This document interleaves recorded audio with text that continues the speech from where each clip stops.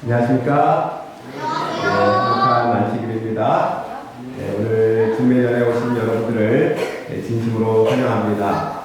주님의 은혜와 축복들을 만끽하는 귀한 안식일 되기를 바랍니다. 오늘도 아살새 소식을 하나 전해드리고 시작하겠습니다. 쓰레기 쌓인 무인 가게, 손님 돌발 행동에 사장들 눈물이라고 하는 제목의 글입니다.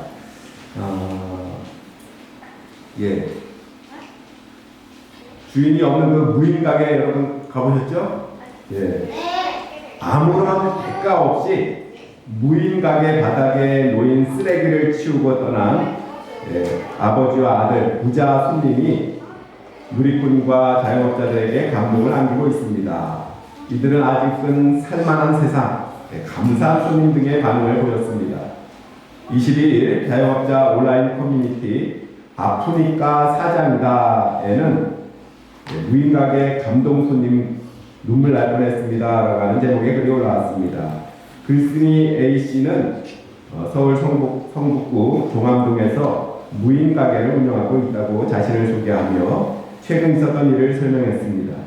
A씨는 무인가게는 하루만 지나도 여기저기 쓰레기가 돌아다닌다며 좋은 손님도 많지만 간혹 어떤 손님은 계산 떼고 바구니고 할 것 없이 아무데나 쓰레기를 버리고 간다. 바닥에 껌이나 침을 뱉는 경우도 있다고 운을 뗐습니다. A씨는 이어 그런데 지난 20일 오후 5시 55분쯤 어떤 남자 손님이 가게에 들어오더니 더러워진 가게를 깔끔하게 치워두고 갔다면서 바닥에 떨어진 쓰레기는 물론 또 계산대 위에 버려진 쓰레기도 치워줬다고 덧붙였습니다. A씨가 공개한 1분 15초 분량의 영상을 보면 이 남성은 쓰레기통이 넘치자 오른손에 흰색 비닐 봉투를 끼고는 튀어나온 쓰레기를 꾹꾹 누릅니다. A씨는 해당 남성에 대해 전혀 모르는 사람이다, 지인이 아니다면서 어린 아들과 함께 왔던데 아들이 커서 아빠의 훌륭한 인성을 닮을 것 같다는 생각이 든다고 전했습니다. 그리고는 해당 남성을 향해 아무런 대가 없이 쓰레기를 치워줘서 감사하다고 거듭 말했습니다. 누리꾼과 자영업자들은 긍정적인 반응을 보였습니다. 한 누리꾼은 저 아이가 커서 어떤 인성을 갖춘 어른이 될지 벌써 알 수 있다고 말했고, 다른 누리꾼도 자식은 부모의 거울이라고 정말 훌륭하게 자라겠다고 말했습니다. 자신을 자영업자라고 밝힌 누리꾼은 과거 비슷한 경험을 했다면서 만나 뵙고 인사드리고 아이스크림을 드렸다라고 말했습니다. 이런 선행은 우리들도 이런 선행과 봉사를 우리들도 할 수 있겠죠? 크게 어렵지 않은 일로도 이렇게 또 많은 사람을 감동을 줄 수 있습니다. 다음 주 한 주일 동안 실천할 TMI입니다. 헌혈을 하세요. 이웃에게 안부 전화를 하세요. 잔돈이 없는 사람들에게 잔돈을 나눠주세요. 이 중에서 여러분들 실천할 수 있는 것들 실천해 보면 좋겠습니다. 오늘은 다수학의 원리라고 하는 제목으로 말씀을 드리겠습니다. 성경 고린도후서 9장 1절부터 8절까지에 있는 말씀입니다. 좀 긴 말씀이긴 한데 좀 교독을 해서 제가 먼저 홀수절 읽고요. 짝수절 함께 좀 교독해서 한번 읽어보겠습니다. 성도를 섬기는 일에 대하여는 내가 너희에게 쓸 필요가 없나니 이는 내가 너희의 원함을 알리라. 내가 너희를 위하여 교회들에게 받아야 해서 1년 전부터 준비하는 것을 알았는데 과연 너희 열심히 많은 사람을 분발하게 하였느니라. 그런데 이 형제들을 보낸 것은 이 일에 너희를 위한 우리의 자랑이 헛되지 않고 내가 말한 것 같이 준비하게 하려 함이라. 꼭 마게도니 여인들이 나와 함께 가서 너희가 준비하지 아니하는 것을 보면 너희는 고사하고 우리가 이 믿던 것에 부끄러움을 당할까 그러므로 내가 이 형제를 먼저 너희에게 가서 너희가 전에 약속한 연고를 미리 준비하게 하도록 권면하는 것이 필요한 줄 생각하였노니 이렇게 준비하여야 참 연고답고 억지가 아니니라. 이것이 곧 적게 심는 자는 적게 거두고 많이 심는 자는 많이 거둔다 하는 말이니라. 각각 그 마음에 정한 대로 할 것이요 인색함으로나 억지로 하지 말지니 하나님은 즐겨내는 자를 사랑하시느니라. 하나님이 모두를 너희에게 지혜하시나니 이는 너희로 모두들의 항상 모든 것이 영원하여 모든 착한 일을 영원시게 하게 하려 하시니라. 예. 이솝 우화 가운데 농부와 여우라고 하는 것이 있습니다. 유달리 여우를 미워하는 농부가 있었습니다. 어느 날 그는 자신의 밀밭에 나갔다가 마침 그곳을 지나가는 여우 한 마리를 잡게 되었습니다. 그는 그 여우를 가지고 마을로 가서 사람들에게 내가 그토록 미워하는 여우를 잡았소. 보시오, 아주 모진 고통을 주어서 이 여우를 죽일 것이오 라고 단언을 합니다. 그때 동네 사람들은 뭐 그렇게까지 할 필요가 있는가 라고 만류를 했지만 그러나 이 농부는 그 사람들의 말을 들은 채도 않고 자신의 생각대로 여우의 꼬리에 기름을 묻힌 밧줄을 메고 거기에 불을 붙였습니다. 이 농부는 불이 붙은 여우가 놀라서 산속으로 도망가려고 생각을 했습니다. 그런데 이 농부의 생각과는 달리 여우는 온몸에 불이 붙은 채 바로 그 농부의 밀밭으로 들어가서 추수를 앞둔 밀을 모두 태우고 말았습니다. 예, 여러분, 심은 대로 거둡니다. 또 심은 만큼 수확합니다. 선을 심으면 이 선한 열매를 맺히게 될 것이고 악을 심으면 악한 열매가 맺히게 될 것입니다. 뭐 이 단순한 이치를 모르는 사람이 어디 있겠습니까마는 이 엄연한 원리를 거역하고 또 거스리는 사람 때문에 이 세계가 시끄러운 것입니다. 이 불안당이라는 말 들어보셨습니까? 요즘은 잘 듣기가 쉽지 않은 단어인데 불안당, 나쁜 사람들을 가리키는 말인데요. 문자 그대로 땀을 흘리지 않고 살겠다 라고 하는 우리가 불안당입니다. 오늘 본문 말씀은 우리에게 심은 대로 거둔다 라고 하는 이치를 설명해 주고 있습니다. 본문 말씀을 자세히 읽어보면 7가지 원리를 찾아볼 수가 있습니다. 첫 번째는 씨앗의 원리입니다. 콩 심은 데 콩 나고 팥 심은 데 팥 난다 라고 하는 옛말처럼 이 좋은 일을 하면 선이 나고 나쁜 일을 하면 악이 납니다. 어떤 것을 기대한다면 그것을 기대한 그것을 심어야 하는 것이죠. 우리가 악을 심고서 선을 기대할 수는 없습니다. 여러분들은 지금 무엇을 심고 계십니까? 심은 그것을 머지않아 거두게 될 것입니다. 건강 강의를 하시는 한 분이 이런 말씀을 하는 걸 들었어요.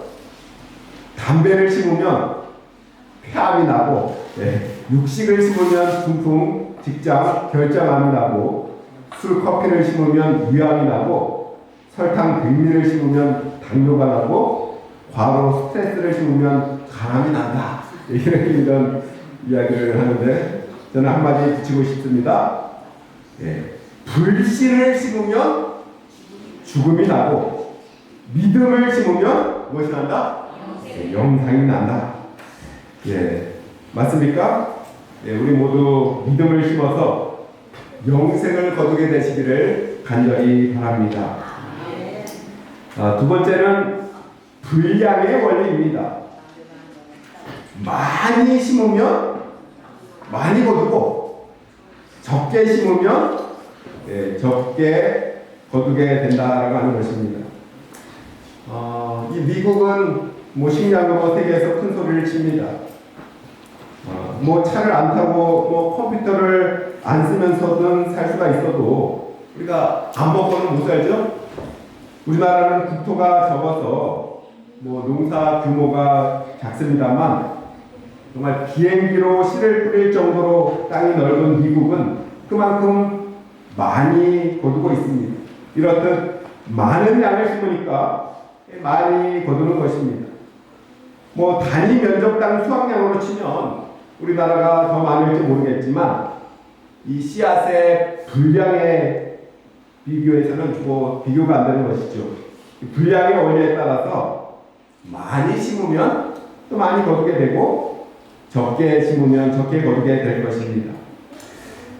세 번째는 정성의 원리입니다. 이 많이 심는다고만 되는 것이 아닙니다. 또 종자가 좋은 것이라고만 해서 잘 되는 것도 아닙니다. 중요한 것은 여기에 무엇이 들어가야 돼요? 정성이 들어가야 하는 것입니다. 공산주의를 보십시오. 그들은 집단 농장을 통해서 농사를 짓는데요. 근데 이상하게도 이 집단 농장 체제 하에서는 이 농사가 잘 되지 않아서 수확이 굉장히 적습니다. 공산주의 국가마다 식량 문제로 시달립니다. 왜 그렇습니까? 종자가 나빠서입니까? 땅이 좋아서입니까? 그렇다면 농사법이 부적절해서 이 북한이 어렵게 된 것일까요? 아닙니다. 바로 정성이 모자란 것입니다. 집단 농장에서는 자기가 아무리 정성을 해서 해봤자 자기 것이 되지가 않아요. 공동의 것이 되기 때문에 정성을 그렇게 들이지 않고 힘쓸 필요가 없다라고 생각을 하는 것이죠. 근데 이것을 개인에게 나누어 주어서 농사를 짓게 했더니 1년 만에 수확이 3배가 증가되었다라고 합니다. 그리고 지금에 이르러서는 그 수확이 5배로 껑충 뛰었다고 합니다. 그렇습니다. 이 공산주의 하에서는 제대로 농사를 지을 수가 없습니다. 정성이 없기 때문에 그렇습니다. 이 채소 한 포기를 가꾸는데도 얼마나 정성을 들여야 합니까? 결국 심는다는 것은 종자만 심는 것이 아니라 뭘 심는 것이에요? 정성을 심는 것입니다. 네 번째는 기다림의 원리입니다. 아침에 심고 저녁에 거두는 것이 아니죠. 봄에 심고 언제 거둬요? 가을에 거둡니다. 금년에 심고 또 몇 년 후, 5년, 10년 후에 거두는 것도 있습니다. 과일은 나무 심어서 바로 열매를 맺지 못하죠. 부모가 심고 자식이 거두기도 합니다. 이 기다림에는 인내가 필요합니다. 흔히 악을 행하고도 당장 거두는 것 같지 않아서 괜찮을 것이라고 생각을 합니다. 그러나 반드시 거두어야 할 때가 오는 것입니다. 선도 그렇습니다. 참고 견디면 언젠가는 반드시 거두게 될 것입니다. 그러므로 낙심하지 말라라고 말씀하십니다. 다섯 번째는 심판의 원리입니다. 심을 때는 실수로 잘못 심었습니다. 그러나 바꾸려고 해도 바꿀 길이 없습니다. 심어 놓았으면 거둘 수밖에 없는 것입니다. 심은 대로 거두게 되는 것입니다. 심는 것은 자유이지만 반드시 심은 것을 거두어야 합니다. 이 거두는 것은 심판입니다. 바로 심은 대로 거둘 수밖에 없다라고 하는 것입니다. 이것이 바로 심판의 원리고요. 여섯째는 은총의 원리입니다. 사실 우리가 심은 것보다 30배, 60배, 100배의 결과를 보는 것, 그것은 정말 순전한 은총입니다. 정말 옥수수 한 알갱이를 심었는데 얼마나 열려요? 정말 수백 배의 열매를 얻게 되는 것이죠. 우리의 수고가 그리 크지 않습니다. 결실에 비한다면 하찮은 것입니다. 하나님께서 은혜로 종자도 주시고 땅도 주시고 비도 주시고 햇볕도 주시고 지혜도 주시고 건강도 주셨습니다. 우리가 피땀 흘려 수고하여 수확한 뒤에 이 모두를 하나님께 돌리고 감사하는 것은 바로 이 때문입니다. 바로 은총의 원리를 알기 때문에 그렇습니다. 작은 것을 씨 하나를 심었지만 많은 은총의 열매로 채워주시는 하나님의 은혜를 경험하게 되는 것입니다. 마지막 7번째는 나눔의 원리입니다. 농사를 지어서 나 혼자 먹는 것이 아닙니다. 선진국은 전 국민의 5%만이 농민이라고 합니다. 5사람이 농사를 지어서 몇 명이 나누는 거예요? 100사람이 나눠 먹는다라고 하는 이야기입니다. 그렇습니다. 어떤 일터에서 무슨 일을 하든지 간에 나 혼자 먹고 나 혼자 사는 것이 아닙니다. 내가 수고해서 그 결과를 다른 사람들과 함께 나누도록 되어 있습니다. 추수한 뒤에 하나님께 감사하고 하나님을 섬기고 또 이웃과 더불어 서로 베풀고 나누는 데에 바로 은혜가 있는 것입니다. 오늘의 본문 말씀을 통해서 사도 바울은 특별히 선행에 대해서 우리에게 교훈을 하고 있습니다.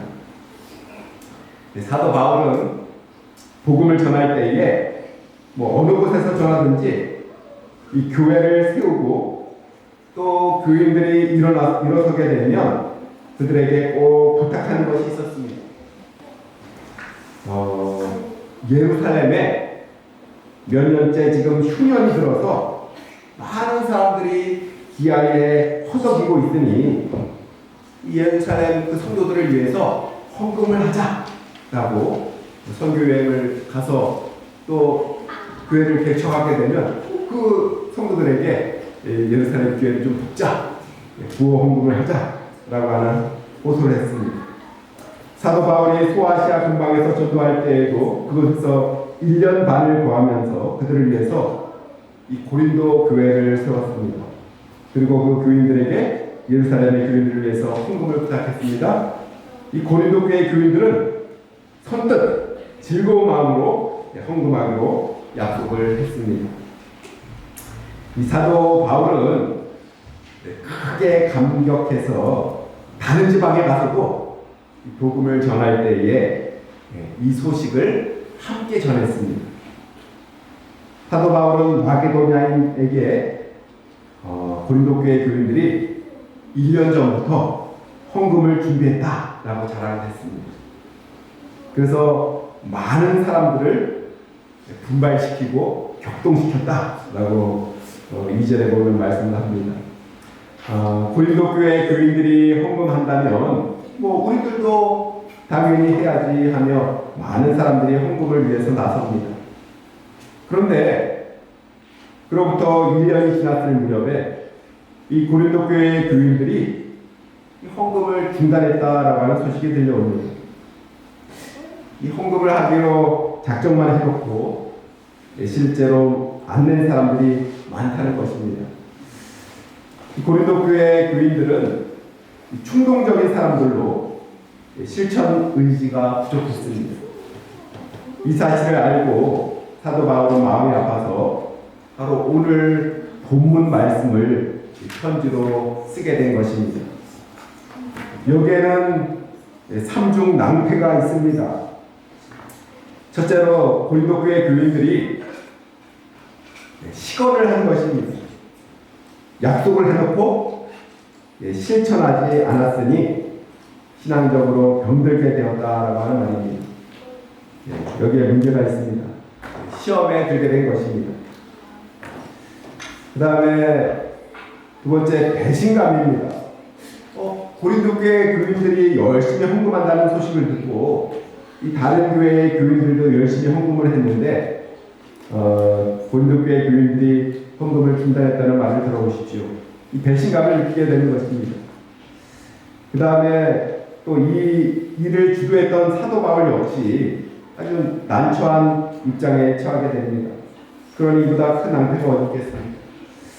사도 바울은 이 중요한 문제를 앞에 놓고 분노나 책망보다는 그들을 격려하고 강요나 명령보다는 설득하는 입장에서 납득이 되도록 다시금 이 귀한 진리의 말씀을 전하고 있습니다. 그것은 바로 심은 대로 거둔다 라고 하는 이 매우 중요한 원리를 설파하고 있는 것입니다. 이 실천신학은 기독교에 있어서 아주 중요한 부분을 차지합니다. 사도 바울은 모든 행위는 스스로 내가 지금 살고 있는 과거에 심어놓은 것을 거두고 있는 것이다. 지금 내가 하고 있는 그 일은 미래를 향하여 심는 것으로 파종의 의미가 있다라고 설명을 합니다. 그렇습니다. 하나의 사건은 여기서 끝나는 것이 아닙니다. 오늘은 이 사건은 반드시 미래의 그 결과를 거두게 될 것입니다. 심는 것이 곧 거두는 것입니다. 옛말에 말이 씨가 된다 라고 하는 말이 있듯이 우리의 행위도 씨앗이 됩니다. 내가 한 일, 내가 한 말이 꼭 남을 아프게 했다면 언젠가는 내가 아플 때가 올 것입니다. 내가 누군가를 배신했다면 언젠가는 내가 배신당할 때가 올 것입니다. 그리고 내가 선한 일을 했다면 언젠가는 내게 선한 일이 돌아올 것입니다. 심은 대로 거둔다. 사도 바울은 이 원리를 말씀하고 있습니다. 인간의 모든 선과 악의 행위에는 거두어들이는 가을이 있다라고 말씀하고 있습니다. 바로 이것을 명심해야 될 것입니다. 오늘 본문의 첫머리에 성도를 섬기는 일에 대하여라고 하는 말씀이 있습니다. 이 성도를 섬긴다라고 하는 것은 디아코니아라고 해서 봉사를 의미합니다. 일반적으로 교회가 가진 사명은 이 교회의 기능이 이제 세 가지로 이야기를 하는데요. 캐리그마, 디아코니아, 코이노니아라고 하는 것이 있습니다. 이 캐리그마는 복음을 선포하는 것입니다. 곧 전도입니다. 또 이 예배도 이 기능에 해당이 되겠습니다. 그 다음에 디아코니아라고 하는 것은 봉사입니다. 교회가 그냥 복음 선포하고 전도하고 예배만 드리는 것이 교회가 아니고 교회의 한 기능과 역할이 봉사하는 것이 또 교회의 기능임을 이야기를 하고 있고요. 그 다음에 세 번째로는 바로 코이노니아, 친교입니다. 교회에 와서 성도들과의 함께 교제를 나누고 사랑을 나누는 이 친교가 또 반드시 필요합니다.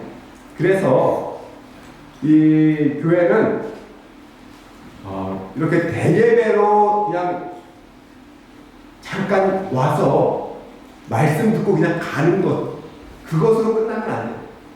사실 소그룹으로 함께 모여서 함께 친교도 나누고 봉사활동도 하고 또 전도활동도 하고 이런 이 세 가지의 기능들이 함께 또 소그룹을 통해서 이루어져야지 정말 건강한 교회가 되는 것입니다. 하나님의 말씀을 전하고 그 말씀으로 구원을 얻고 또 성도의 교제와 사랑의 친교가 열매를 맺어서 봉사를 하게 됩니다. 이렇게 연결되어 있는 것, 이것이 바로 교회의 기능인 것입니다. 봉사의 열매를 맺을 때에 그 신앙이 바로 바른 위치에 들어서게 되는 것입니다. 선과 의와 사랑과 화평과 진리와 충성의 씨앗을 심어야 합니다. 충성을 심지 않고 이 충성의 열매를 맺을 수가 없을 것이고요. 이 사랑을 심지 않고 사랑의 열매를 맺을 수가 없습니다. 선을 심지 않고 선의 열매를 맺을 수 없습니다. 오늘 본문은 우리에게 말씀을 합니다. 6절에 보면 적게 심은 자는 적게 거두고 많이 심은 자는 많이 거둔다라고 말씀합니다. 이것은 어떤 물량적인 차원의 말씀이 아닙니다. 여기에서 많이라고 하는 말에는 좀 더 높은 차원의 의미가 들어있습니다.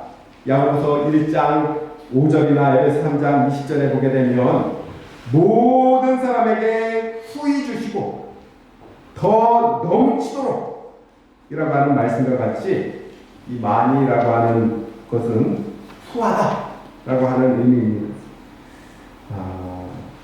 본문을 이어서 말씀합니다. 각각 그 마음에 정한 대로 할 것이요 인색함으로나 억지로 하지 말지니. 결심한 대로 또 원하는 대로 행해야 한다. 미루지 말고 그 즉시 또 행해야 한다라고 말씀합니다. 지금 도와줘야 하는데 내일 하지 하고 미루는 것은 원하는 대로 하는 것이 아닙니다. 성령께서 감동하고 또 그리스도의 마음이 내 마음에서 격동할 때에 또 바로 그 즉시 실천해야 되는 것입니다.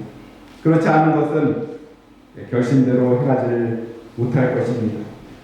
사도 바울은 결심대로 해야 할 것이요 또 인색함이 없이 해야 할 것이요 또 기쁜 마음으로 해야 할 것이다 라고 우리에게 교훈해 주고 있습니다.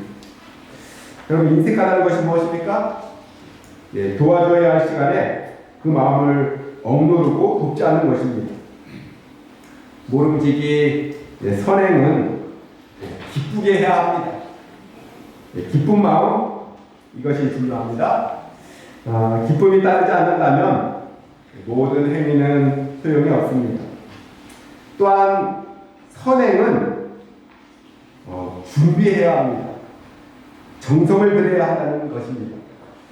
우리가 헌금할 때에도 또 미리 준비해서 하는 것과 또 현장에서 불현듯 생각나서 하는 것은 엄청나게 다른 것입니다.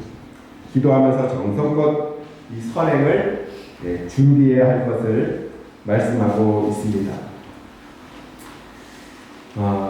고린도후서 8장 5절에 보게 되면 먼저 자신을 주께 드리고라는 말씀이 있습니다.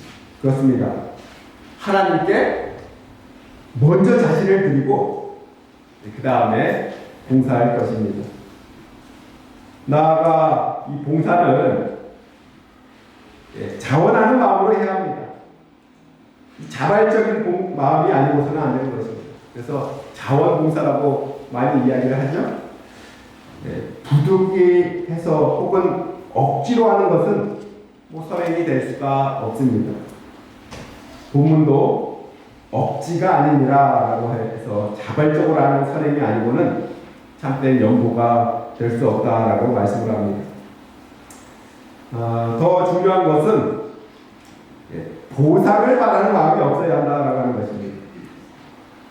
선한 일을 하고 인사받을 것 없습니다.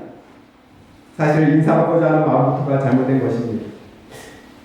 정말 이렇게 도와줬는데 고맙다라는 말 한마디 없더라라고 불평하는 사람들, 예, 무엇을 바라고 있었기에 이런 말을 할까요? 예수님께서는 구제할 때에 오른손이 하는 것을 왼손이 모르게 하라라는 말씀을 하십니다. 그러니 뭐 인사받을 것도 또 보상받을 것도 없습니다. 이런 깨끗한 마음으로 봉사할 것입니다. 그것만이 진정한 봉사가 될 것입니다. 그렇습니다. 예, 뭐 요모조모 따져보고 하는 성금은 결코 후한 것이 아닙니다. 우리는 너무 계산이 빠릅니다. 너무 보상 심리가 강합니다. 아무 상관없이 무조건 베푸는 마음, 이것이 많이 심는 것입니다. 사랑과 정성을 담아서 심는 것입니다. 이제 씨를 심는 계절, 봄이죠. 이 봄에 저희들이 영혼의 결실을 위해서는 씨를 심어야지만 결실이 있겠죠. 저희들 사실 뭐 결실은 또 하나님께서 주신다라는 것을 믿고 저희들은 조건 없이 사랑을 베풀고 봉사하고 또 영혼들에게 생명의 말씀, 은혜의 축복들을 함께 나누는 일을 우리가 정성을 들여서 많이 할 필요가 있겠습니다. 많이 할 때 많이 거두게 된다라고 말씀을 드렸습니다. 여러분, 이 기도하는 손, 이 그림 다들 보셨죠? 이것은 그림으로뿐만 아니라 뭐 조각으로도 나와 있고 해서 쉽게 접할 수가 있습니다. 이 손은 여자의 예쁜 손이 아닙니다. 남자의 거친 손이요. 게다가 손가락 하나가 옆으로 구부러져 있는 손입니다. 이 그림의 유래는 이렇습니다. 유명한 화가가 되는 것이 꿈이었던 뒤러라고 하는 사람이 그림 공부를 하기 위해서 고향을 떠나서 역시 화가의 꿈을 가진 한 청년을 만나서 함께 하숙 생활을 했습니다. 이 두 사람은 서로 마음이 잘 맞고 또 꿈도 같았기 때문에 아주 절친한 그림 동무가 되었습니다. 그러나 가난했던 그들은 돈벌이를 하면서 그림을 배워야 했기에 제대로 그림 공부를 할 수가 없었습니다. 그러자 뒤로의 친구는 이렇게 이야기를 했습니다. 자네가 먼저 그림을 배우게 내가 돈을 벌어서 이 자네의 뒤를 베겠네. 나중에 자네가 성공해서 그림이 잘 팔리면 나는 그때 가서 그림 공부를 하러 가지. 친구의 간곡한 권유에 못 이겨 뒤로는 그림 공부에만 전념하였고 그 친구는 고생을 해가며 또 돈을 벌어서 이 뒤로의 학비를 냈습니다. 세월이 흘러 드디어 뒤로의 그림이 팔리기 시작했지만 그의 친구는 너무 심한 고생을 해서 손이 마디가지고 뒤틀려서 이미 그림을 그리기에는 너무 늦었습니다. 어느 날 뒤로는 그 친구가 거칠어진 손을 모아서 자신을 위해서 기도하는 모습을 보게 되었습니다. 주님, 이 친구가 이제 명성을 얻어가고 있으니 감사합니다. 친구가 그림을 더 잘 그릴 수 있도록 도와주시고 훌륭한 그림을 그려서 하나님께 영광을 돌리게 해주십시오. 그런 원망 대신에 감사의 기도를 드리는 그 모습에 깊은 감명을 받아서 바로 그 친구의 기도의 손을 그리기로 마음먹었습니다. 뒤로는 이렇게 말했습니다. 기도하는 손이 가장 깨끗한 손이요, 가장 위대한 손이요, 기도하는 자리가 가장 큰 자리요, 가장 높은 자리이다. 이렇게 친구에 대한 사랑과 고마운 마음을 담아 드린 것이 세계적으로 유명한 저 기도하는 손입니다. 친구를 위하여 정말 깨끗하게 바친 손, 어떤 의미에서는 일생을 바친 것이라고 생각할 수 있겠습니다. 바로 이것이 봉사입니다. 친구의 집에서 입은 상처라. 예수님께서는 우리 친구를 위해서, 바로 여러분과 저를 위해서 십자가에 달려 돌아가시면서 그 상처가 친구를 위해서 입은 상처다라고 예수님께서는 말씀을 하십니다. 오늘의 본문의 말씀은 은혜를 넘치게 하신 하나님, 모든 것을 넉넉하게 하신 하나님을 말씀을 하고 있습니다. 예수님께서는 보물을 하늘에 쌓아두라 라고 분명하게 말씀하셨습니다. 의인의 자식이 걸식함을 보지 못했다. 내가 어렸었던 늦기까지 의인이 버림을 당하거나 그의 자손이 걸식함을 보지 못했다라고 말씀을 합니다. 이 밖에도 잠언은 가난한 자를 불쌍히 여기는 것은 여호와께 꾸이는 것이니 그 선행을 갚아 주시리라라는 말씀을 하고 계십니다. 나아가 전도서에는 이렇게 말씀을 합니다. 너는 내 식물을 물 위에 던지라. 여러 날 후에 도로 찾으리라 라고 말씀하십니다. 사랑하는 성도 여러분, 우리는 자식에게 무언가 주려고 너무 연연해 합니다. 그러나 잊지 마십시오. 이 자식에게 재산을 주면 그것이 크게 도움이 되겠다고 생각이 되겠지만 그 재산 때문에 자식들이 싸우고 정말 더 망하는, 가문을 망치는 그런 모습도 보게 됩니다. 그러니 진정 자식을 사랑한다면 선행을 하십시오. 불쌍한 사람들을 많이 도와주십시오. 바로 심은 대로 거둘 것입니다. 작은 아들과 함께 무인 점포 청소를 하던 그 아버지, 가장 좋은 유산을 가르쳐주고 남겨주는 것이다 라고 생각이 듭니다. 자식을 사랑하는 바른 방법, 그것이 바로 심은 대로 거둘 이런 아름다운 선행을 실천하면서 모본을 보여주는 것입니다. 여러분 자식에게 무엇을 보여주고 계십니까? 무엇을 심고 계십니까? 지금도 늦지 않았습니다. 농사 중에 가장 중요한 농사, 이 자식 농사라고 하지 않습니까? 여러분 농사를 한번 점검해 보시기 바랍니다. 그리고 나의 인격을 점검하고 또 도덕성을 점검하고 나의 영성을 또 점검해 보시기 바랍니다. 나는 무엇을 심고 무엇을 기다리고 있는가? 사랑하는 우리 기도원교 성도 여러분, 정말 믿음을 심고 또 봉사를 심어서 영생을 거두시게 되기를 간절히 바랍니다.